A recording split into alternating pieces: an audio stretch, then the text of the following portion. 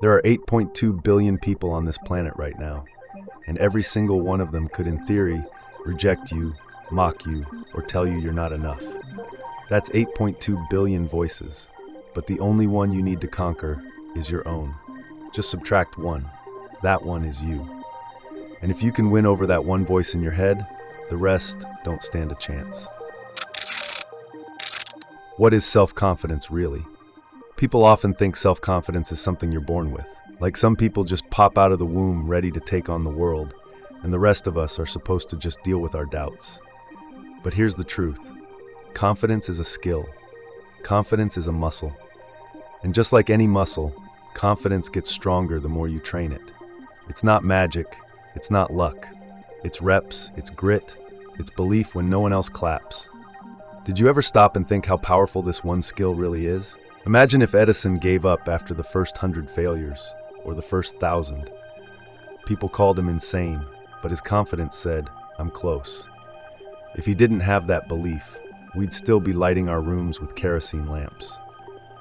Imagine if the Wright brothers thought, maybe humans just aren't meant to fly. We'd still be reading about flying machines in storybooks instead of booking flights on apps. And what if Steve Jobs had waited for the world to believe in him first? Your school would probably take kids on tours to see computers locked in government labs because personal computers would still be a pipe dream. Confidence is the root of every breakthrough. Not loudness, not faking it, not some hype man energy. Real confidence is calm, it's quiet. It says, even if I fail today, I'll figure it out.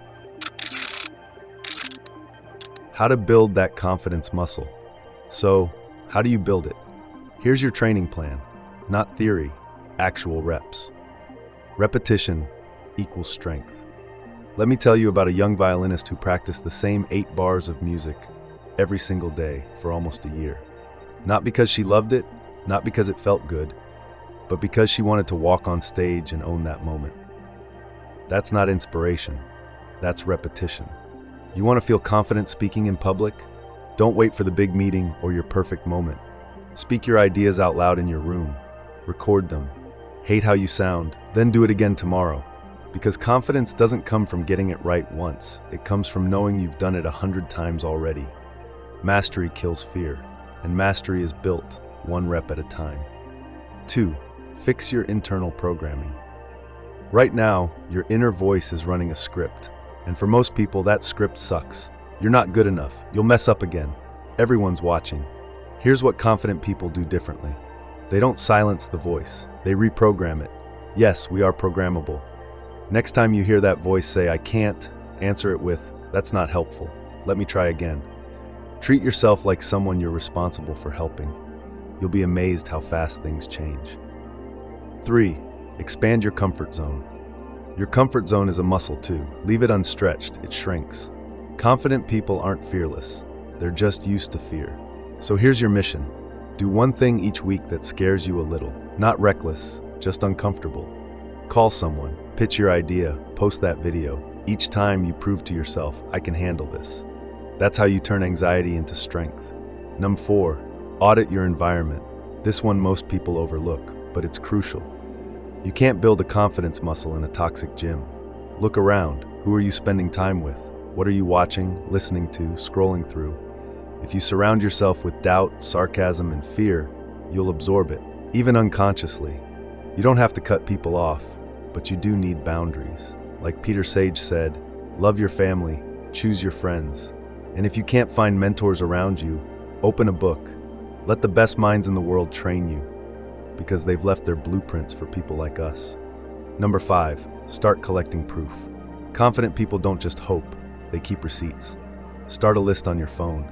Every time you do something brave, even if it's tiny, write it down. Spoke up in a meeting? Add it. Said no when you usually say yes? Add it. Posted something you were scared to share? Add it. You're building a library of proof that you can handle life. So the next time your brain says you can't, you pull out your list and say, I already did. 6. Shift your identity. This is the final level. Stop saying I'm not confident. Say this instead, I'm training my confidence muscle. Or even better, I do things even when I'm scared. Because you are not your past. You are not your doubts. You are who you're becoming. And the more you live that identity, the stronger it becomes. Being confident isn't about hype. It's not about affirmations on your mirror. It's not about pretending to be someone you're not. It takes training. But before the training even begins, you have to pass the first and hardest test. Do you actually believe confidence is a learnable skill? Some of you might say, yeah, I know that already. Don't teach me that. But pause for a second, because even one small doubt in that belief can silently sabotage everything you're trying to build. Belief is like a blank page. If you don't clear the old story, you can't write a new one.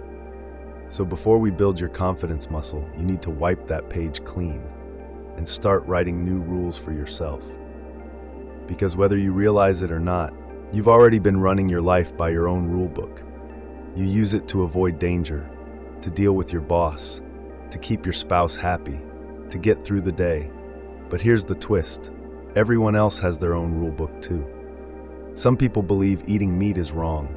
Others don't care as long as it tastes good. Some people will reject you, discriminate against you, laugh at your ideas, not because they're evil, but because they're trapped in their own belief system. You can't change their laws, but you can reprogram yours. So stop wasting your energy trying to convince people who don't get it. Focus on rewriting the rules that govern your own mind. Because once you succeed, all the insults, all the rejections, all the doubts will flip into applause. I've said today might sound simple. I'm not asking you to jump off a building. I'm not asking you to do anything extreme. In fact, it might sound like I'm just giving you some mind tricks. But don't confuse simple with easy. And don't mistake mental for unimportant. The truth is, everything is mindset. And mindset, it's programmable, like software. You're not stuck with the default version. You can install upgrades. You can debug the self-doubt. You can write new code for how you show up in the world. But the system only changes when you believe it's possible to change.